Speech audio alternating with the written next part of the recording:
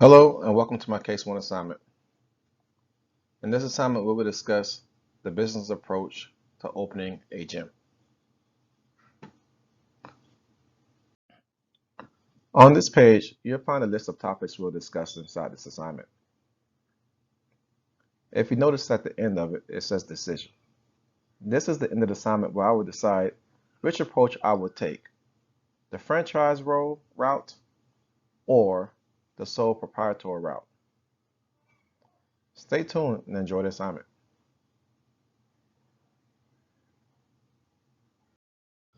Advantages of franchise. In the personal fitness industry, there aren't too many advantages that entice one to pursue a franchise. The bullets listed are general advantages with most common franchises.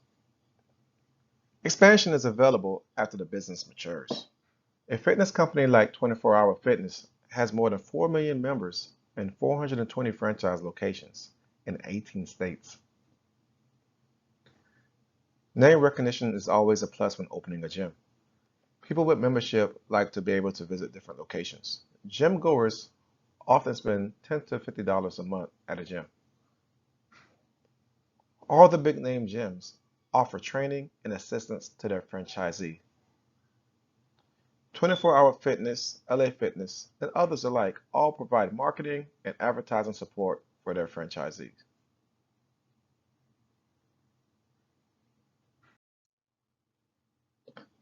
Disadvantages of franchises.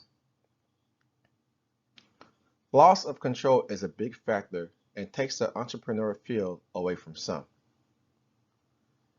LA Fitness franchise requires a franchise fee ranging from $15,000 to $30,000.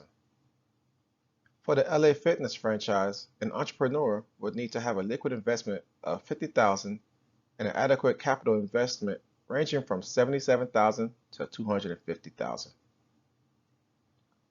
Restrictions do apply because you are representing a known brand.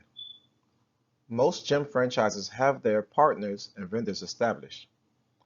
Not being able to pursue a particular brand or sell your own supplement minimizes the potential money a franchisee can make.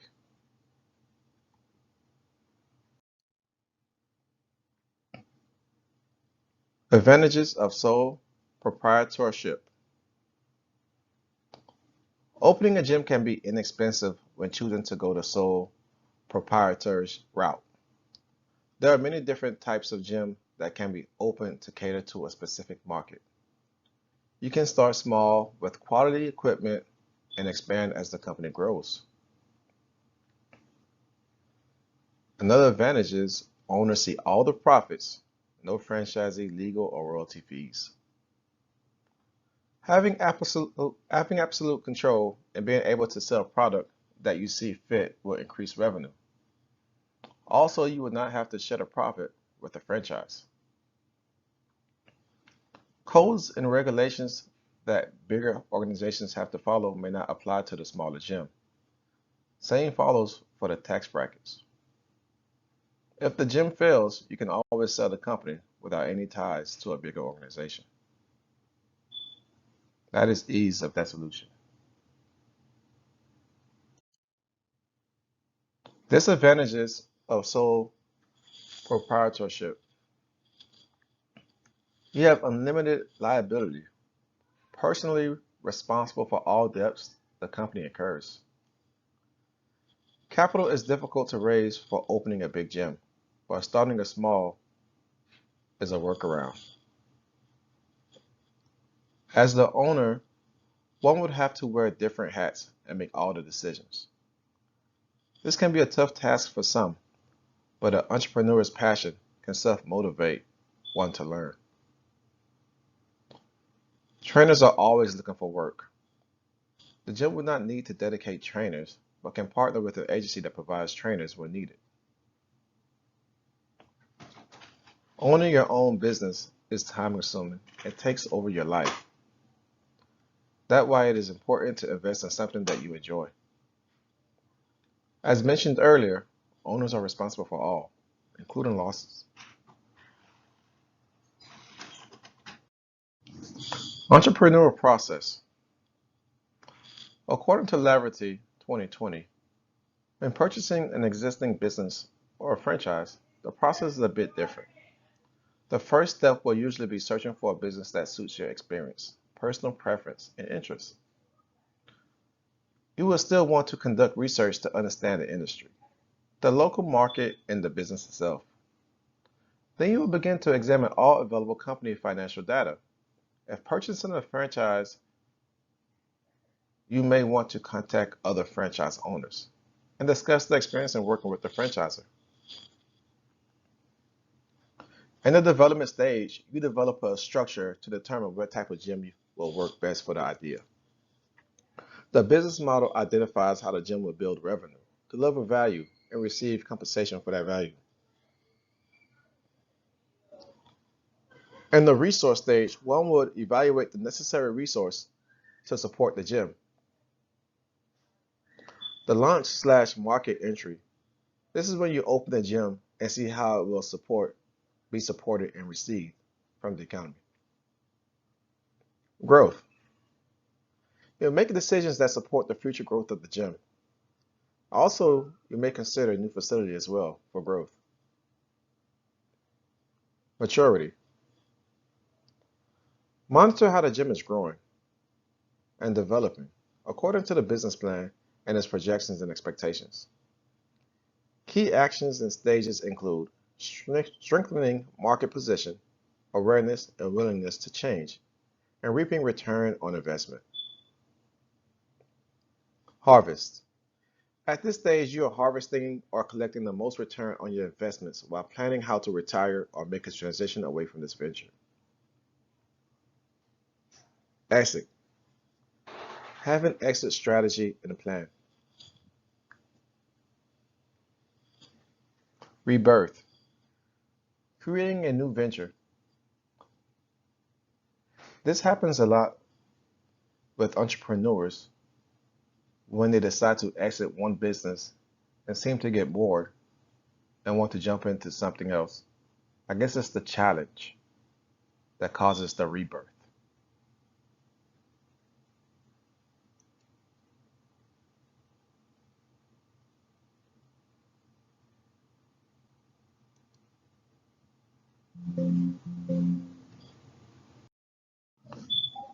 According to Franchise Direct 2022, this picture illustrates 11 key steps in opening a franchise. American Express has a similar list in no particular order. One has chose this illustration because it coincides with the background material and is self-explanatory. Before starting the process, one of the main important things is being honest with yourself and asking if you're willing and able to work long hours. The second step, a franchise consultant could also potentially keep you from experiencing pitfalls that may happen without their expertise. Number 3 is research. Federal and state governments provide free access to statistics and other data to help determine if your business can sustain in the area of operation. Some people will not want to attend a gym because of the location. Number 4, attend Discovery Day. Be prepared for an in-depth meeting with a franchisor. Speak to other franchisees is number 5.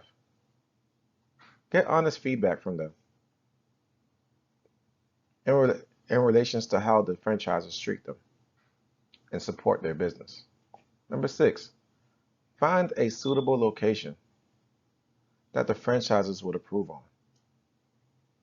Number 7, choose which franchise to invest in and what financial option to pursue. 8, sign the agreement. If the franchisor is willing to negotiate certain terms, it's a good idea to seek counsel from a lawyer with franchise-specific experience to find the best solution for your particular situation. Number 9, franchisors usually help with the permit and insurance. However, it's a good idea to check with local authorities to ensure compliance. Number 10, hire staff and attend training provided by the franchise. Open your franchise business. Alert potential new customers. Market yourself.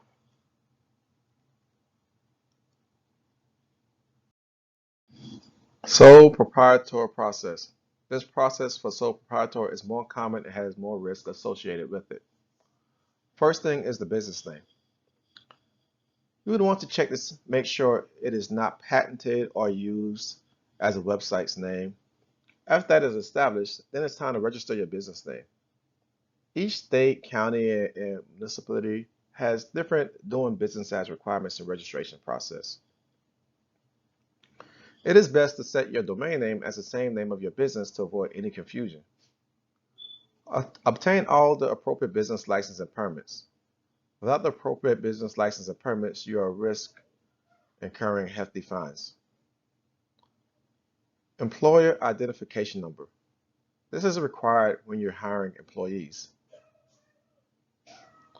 Even though revenue from your business is passed directly to your personal income, it is recommended that you separate business expense from your personal expenses. Having a business account allows you to accept credit card payments and written checks. Plus, it gives you the ability to build a credit history for your business. As mentioned earlier, you have unlimited liability as the owner. So if your business goes bankrupt or someone decides to take legal action against you, additional insurance coverage can limit the risk and give you some protection.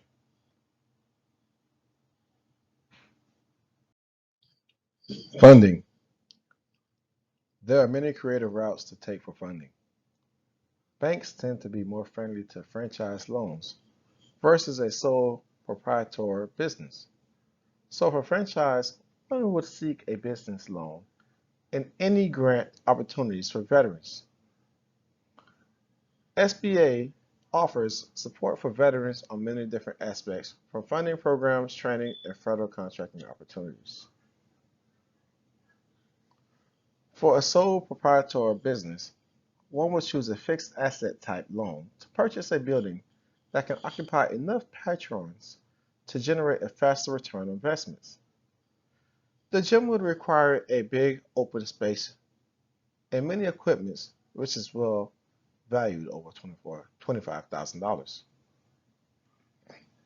If one could find a place with reasonable to rent, then no loan approach would be more feasible. Use of credit cards and savings to start the business is risky but manageable.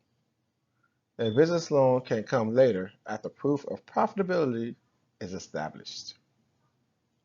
I guess the best answer is based on what location is available at the time.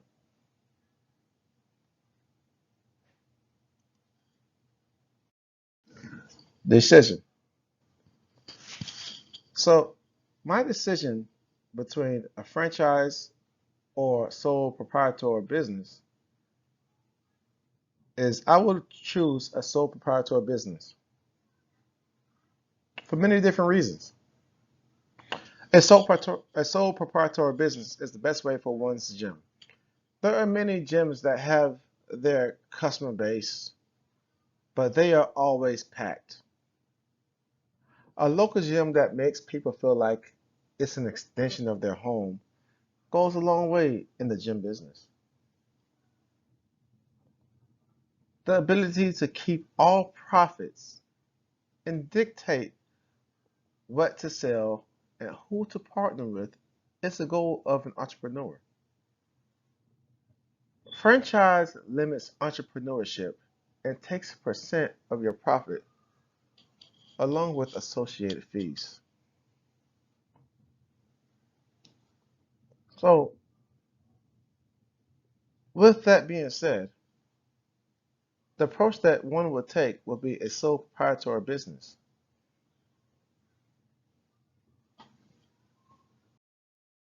This concludes my slides presentation. On this page right here, you'll find the references I used to put together this case assignment.